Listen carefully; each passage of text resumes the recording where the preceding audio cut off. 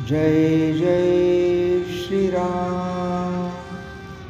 दैनिक प्रवचन नामयोगी श्री ब्रह्मचैतन्य महाराज। विषय नामात राहणे हा सरळ मार्ग आहे। एका बाईला सासरी नामस्मरण करणे कठीण जाईल, कारण सासरच्या लोकांना ते आवडत नसे। मग महाराजांनी तिला सांगितले, लोणी चोरून खाण्याचा परिपाठ ठेवला तरी त्याचा परिणाम शरीरावर दिसतोच, तसे नाम कुणाला नकळत घेतले तरी त्याचा उपयोग होतोच। म्हणून उघडपणे नाम न घेता जरी आले तरी ते गुप्तपणे घ्यावे आणि त्याप्रमाणे युक्तीने वागावे। शरीराला अन्नाची जरुरी असताना जर ते तोंडातून जात नसेल तर नळीने पोटात घालतात, त्यामुळे ते लवकर पोटात जाते।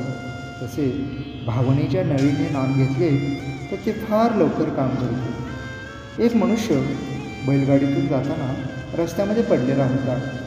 एका सज्जन माणसाने त्याला उचलून आपल्या घरी नेले आणि त्याच्यावर उपचार केले। तसे आपण भगवंताच्या नामात पडून राहिले, त्यात राहिले की कुणीतरी संत भेटतो आणि आपले काम करतो। आपण सरळ मार्गात मात्र पडले पाहिजे। नुसत्या विषयात राहणे हा आडमार्ग आहे, नामात राहणे हा सरळ मार्ग आहे। खरोखर नाम किती निरुपाधिक आहे।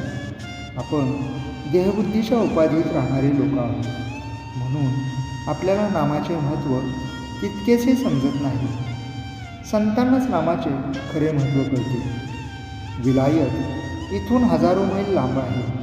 तिथे जाऊन आलेल्या लोकांकडून तिथल्या गोष्टी आपण ऐकतो।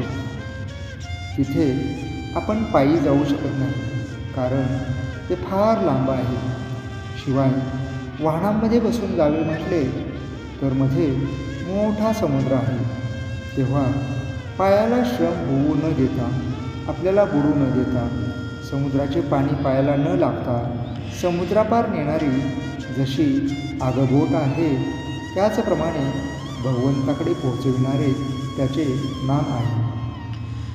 भगवंत कसा आहे तो आम्ही पाहिला नाही, पण संत त्याला पाहून आले आणि त्यांनी त्याचे वर्णन आमच्याजवळ केले। आम्ही आमच्या कष्टाने त्याला गाठू म्हणावे तर ते शक्य नाही।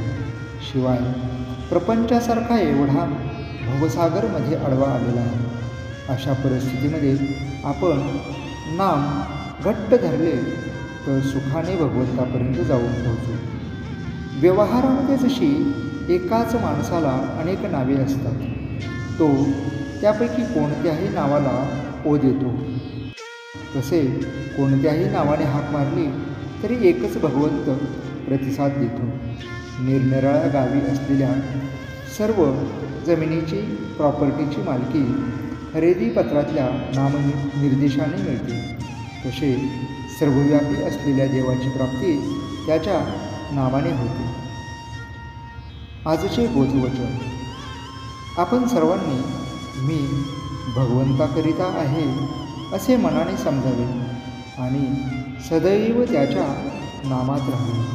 जय जय श्रीराम।